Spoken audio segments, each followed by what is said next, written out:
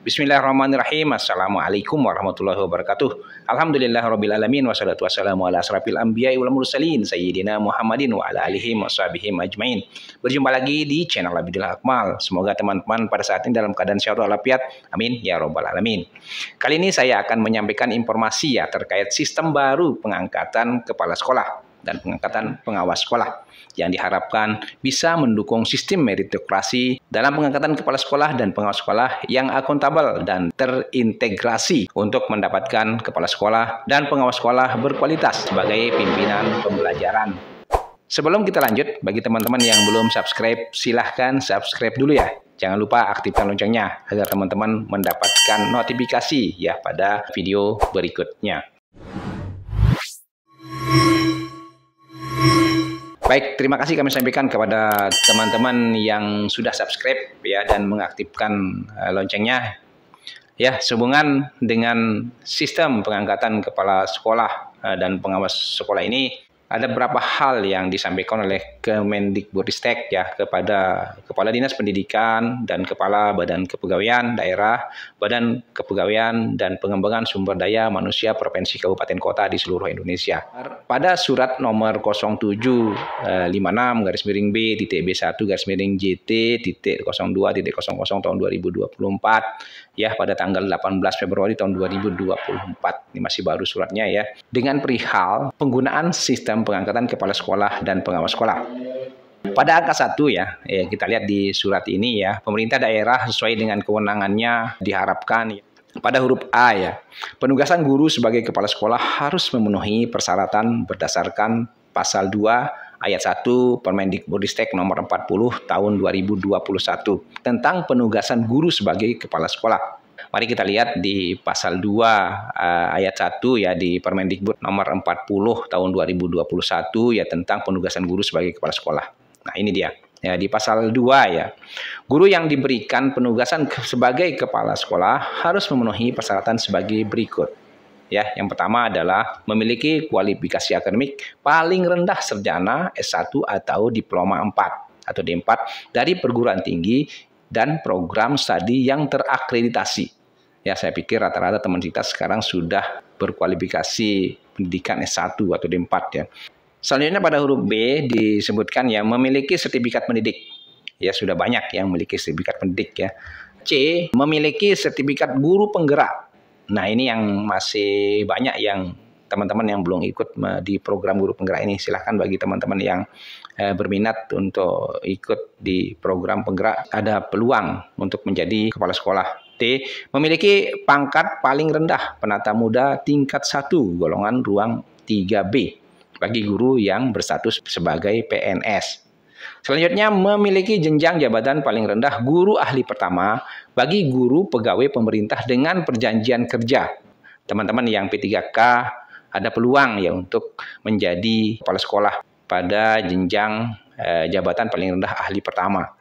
Sekarang saya lihat jabatan guru teman-teman P3K rata-rata ahli pertama di golongan 9. Ahli pertama ini golongan 9 dan golongan 10 Selanjutnya yang F memiliki hasil penilaian kinerja guru dengan sebutan paling rendah baik selama 2 tahun terakhir untuk setiap unsur penilaian. Ini sudah jelas memiliki pengalaman manajerial paling singkat 2 tahun di satuan pendidikan, organisasi pendidikan dan atau komunitas pendidikan.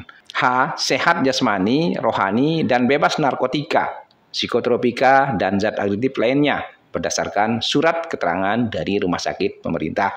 I, tidak pernah dikenai hukuman disiplin sedang dan atau berat sesuai dengan ketentuan peraturan perundang-undangan. Tidak sedang menjadi tersangka, terdakwa atau tidak pernah menjadi terpidana. Dan yang K, berusia paling tinggi 56 tahun pada saat diberi penugasan sebagai kepala sekolah. Nah, itulah persyaratan sebagai kepala sekolah bagi teman-teman PNS maupun P3K. Selanjutnya di huruf B pengangkatan guru ke dalam jabatan fungsional pengawas sekolah harus memenuhi persyaratan berdasarkan pasal 31 Permen Pan RB nomor 21 tahun 2010. Permen Pan RB nomor 14 tahun 2016 tentang jabatan fungsional pengawas sekolah dan angka kreditnya. Selanjutnya kita menuju ke pasal 31 Permen PAN RB nomor 21 tahun 2010, Permen PAN RB nomor 14 tahun 2016 ya, tentang jabatan fungsional pengawas sekolah dan angka kreditnya.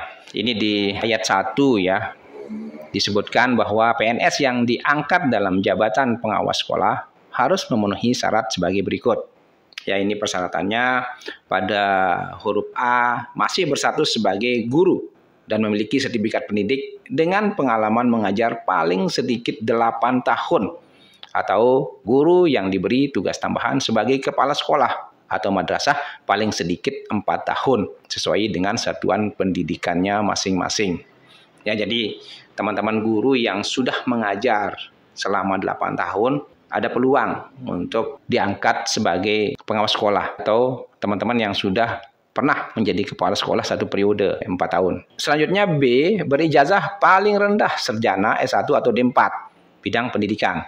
C, memiliki keterampilan dan keahlian yang sesuai dengan bidang pengawasannya. Memiliki pangkat paling rendah penata golongan ruang 3C. Usia paling tinggi 55 tahun. Lulus seleksi calon pengawas sekolah, kemudian telah mengikuti pendidikan dan pelatihan fungsional calon pengawas sekolah dan memperoleh STTPP. Ya, kemudian yang terakhir, setiap unsur penilaian pelaksanaan pekerjaan dalam daftar penilaian pelaksanaan pekerjaan DP3 paling rendah bernilai baik dalam 2 tahun terakhir. Nah, itulah persyaratan untuk menjadi pengawas sekolah. Kita lanjutkan di huruf C surat tersebut disampaikan mekanisme pengangkatannya harus mengikuti ketentuan peraturan perundang-undangan. Pada angka 2 ya, disebutkan dalam hal persyaratan telah mengikuti pendidikan dan pelatihan calon pengawas sekolah dan memperoleh STTPP tidak dapat dipenuhi oleh calon pengawas sekolah, sertifikat guru penggerak digunakan untuk pemenuhan salah satu persyaratan sebagai pengawas sekolah. Berdasarkan pasal 13 Permendikbudristek nomor 26 tahun 2022 tentang pendidikan guru penggerak. Ini bunyi pasal 13 Permendikbudristek nomor 26 tahun 2022 tentang pendidikan guru penggerak. Pada pasal 13, sertifikat guru penggerak sebagaimana dimaksud dalam pasal 12 digunakan untuk pemenuhan salah satu persyaratan sebagai kepala sekolah, pengawas sekolah, dan penugasan lain di bidang pendidikan. Nah, itu sertifikat guru penggerak. Nah, itu bisa digunakan sebagai persyaratan diangkat sebagai kepala sekolah, kemudian pengawas sekolah, dan penugasan lain di bidang pendidikan.